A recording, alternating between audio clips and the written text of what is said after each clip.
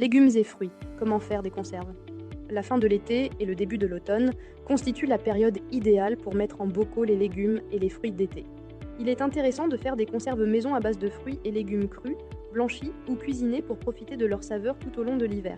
Nous allons vous expliquer comment faire des conserves en 5 questions. 1. Pourquoi faut-il stériliser les conserves maison? Pour faire des conserves maison à base de fruits ou de légumes d'été, il est indispensable de stériliser d'abord les récipients vides, puis les bocaux remplis de vos préparations culinaires ou bien d'ingrédients bruts, crus ou simplement blanchis. La stérilisation assure la conservation des aliments en détruisant tous les micro-organismes à une température supérieure à 100 degrés C. Grâce à ce traitement thermique, des bocaux stérilisés peuvent se conserver plusieurs années, de 1 an à 5 ans maximum. À noter, il ne faut pas confondre cette méthode de conservation par stérilisation avec la lactofermentation, une autre méthode qui permet de préparer des pickles en utilisant simplement des légumes crus et de l'eau salée. 2. Comment stériliser les pots ou bocaux vides? La première étape pour faire des conserves maison consiste à nettoyer les bocaux et à les laisser sécher à l'air libre. Une fois qu'ils sont bien propres, vous devez encore les stériliser pour assurer une parfaite hygiène de vos préparations culinaires. Vous pouvez utiliser un grand faitout ou une marmite.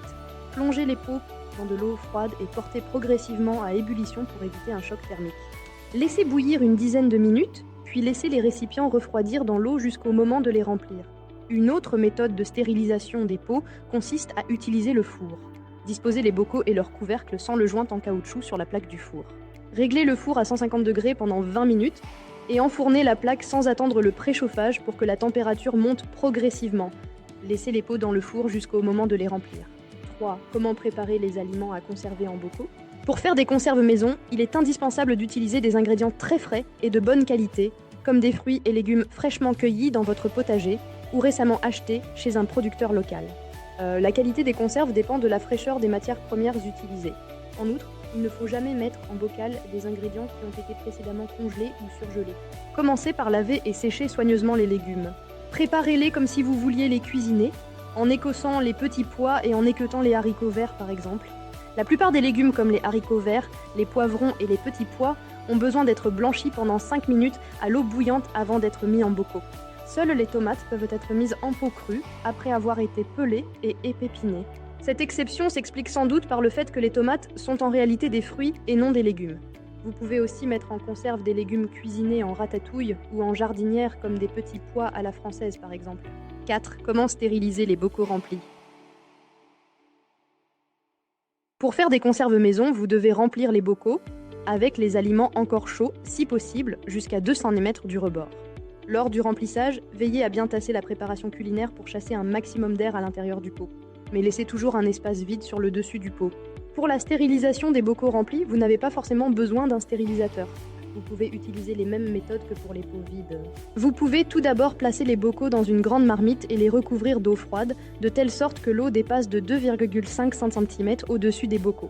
Portez le tout à ébullition, puis baissez le feu et laissez chauffer pendant 1 heure à 3 heures en fonction de votre préparation. Laissez les pots tiédir avant de les sortir et de les faire refroidir pendant 24 heures à température ambiante. Si vous préférez utiliser le four, placez les bocaux fermés sur la lèche frite et versez de l'eau tout autour. Réglez le four à 150 degrés et enfournez pendant 1 heure.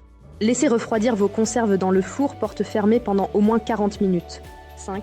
Comment bien stocker les conserves maison? L'étiquetage est une dernière étape très importante pour faire des conserves maison.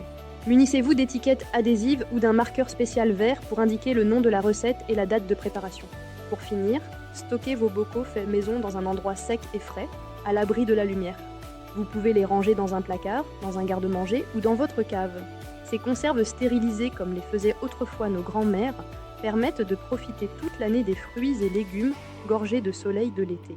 Elles sont très pratiques et beaucoup plus saines que les conserves du commerce puisque vous maîtrisez les quantités de sel et de sucre que vous mettez à l'intérieur.